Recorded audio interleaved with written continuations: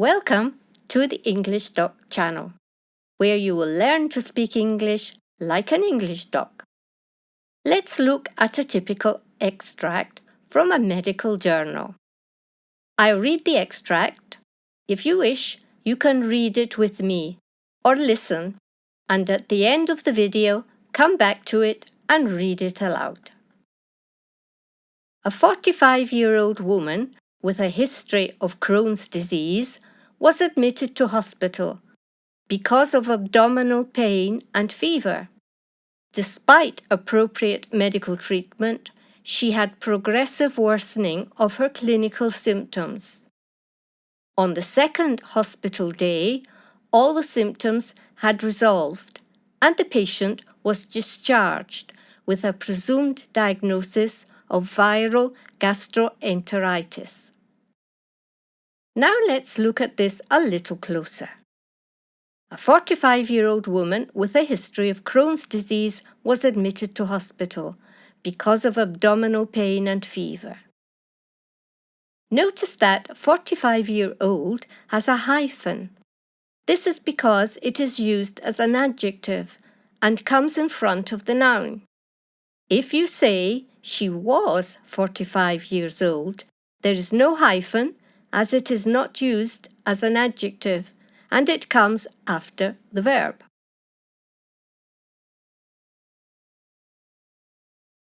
Notice that a patient is admitted to hospital. The infinitive is admit, and it is used with the verb to be when talking about the patient. So you say to be admitted. You have probably seen a sign in hospitals that says admissions. This is for patients that have been programmed to be admitted. Most parts of the body have a corresponding adjective, and the adjective from abdomen is abdominal. Despite appropriate medical treatments, she had progressive worsening of her clinical symptoms. Despite means without being affected or influenced by. In French, it is malgré, in Italian, nonostante, and in Spanish, a pesar de. Notice the use of appropriate in appropriate medical treatment. The opposite of appropriate is inappropriate. Notice that progressive is the adjective from progress, and the noun is progression. In the expression, she had progressive worsening, worsening is a verbal noun, and it comes from the verb to worsen, which means to become worse. Notice that worsen is an infinitive and not a past participle ending in en. It belongs to a group of verbs that have an en ending. These verbs usually mean to make, such as to lengthen, which means to make longer, or shorten, which means to make shorter. On the second day, all the symptoms had resolved, and the patient was discharged with a presumed diagnosis of viral gastroenteritis. Notice that to discharge is the opposite of to admit. So when the patient had recovered, she was discharged from hospital. Notice the use of the verb to be in the expression a presumed diagnosis. Presumed is a verbal adjective. It is a past participle and comes from the verb to presume, which means to suppose on the basis of probability. Presumption is the noun. Notice the pronunciation of diagnosis and the verb diagnose. Diagnostic is the adjective. And the last expression, the adjective from virus, is viral.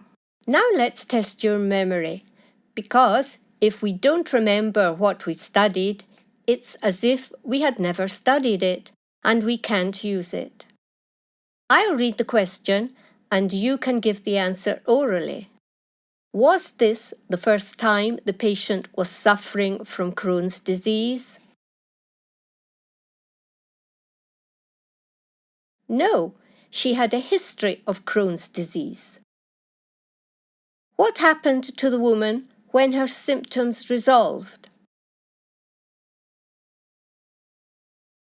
She was discharged from hospital. Was her diagnosis definitive? No, she had a presumed diagnosis. The aim of this exercise is to help you to use more adjectives when you write and speak. The adjectives listed all come from the extract we read. You have to join them to the noun that they were used with. Do this exercise orally. Begin.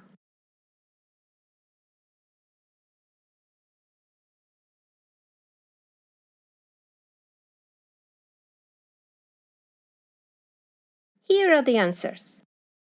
Abdominal pain, appropriate treatment, progressive worsening, clinical symptoms, and presumed diagnosis. Don't forget to like, leave comments, share, and subscribe. There is also a complete course available with anatomy and physiology texts, doctor-patient dialogues, grammar reviews, and medical vocabulary covering the language skills. You can find it on Teachable, where everything is teachable. You will find a link below with more info. So, until next time, keep learning.